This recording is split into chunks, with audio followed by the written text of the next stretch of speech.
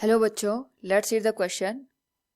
The instantaneous voltage through a device of impedance 20 ohm is E equals 80 sin 100 pi t. The effective value of the current is. Now to answer this question, first we will discuss here the key concept, and here the key concept is RMS value of current in AC circuit.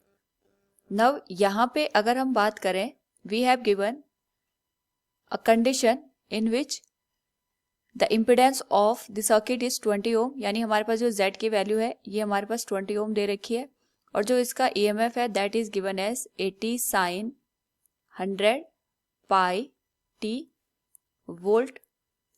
तो यहाँ पे हमें effective value of current निकालनी है. Effective value of current का मतलब होता है हमें RMS वैल्यू ऑफ करंट को फाइंड आउट करना है. तो सबसे पहले we will find out the equation of the current for this particular case.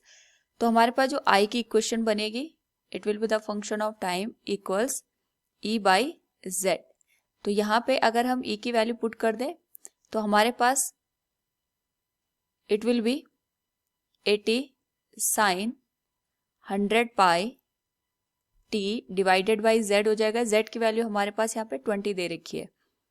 तो we can say the value of current will be 4 sine 100 pi t ampere हो जाएगा.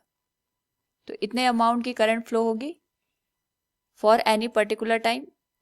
Now हमें यहाँ पे effective value of current find out करनी है, and we know that the effective value और RMS value of current is I0 by √2. I0 का मतलब होता है कि हमारे पास जो पीक वैल्यू ऑफ करंट है, तो इस केस में we can say peak value of current,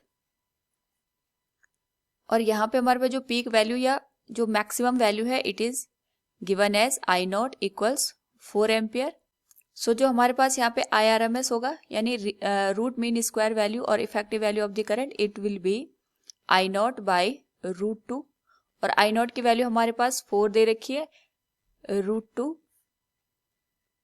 after the solving of this value we will get 4 √2 divided by 2, और जो हमारे पास यहाँ पे RMS वैल्यू ऑफ करंट होगी इट विल बी 2√2 एम्पियर.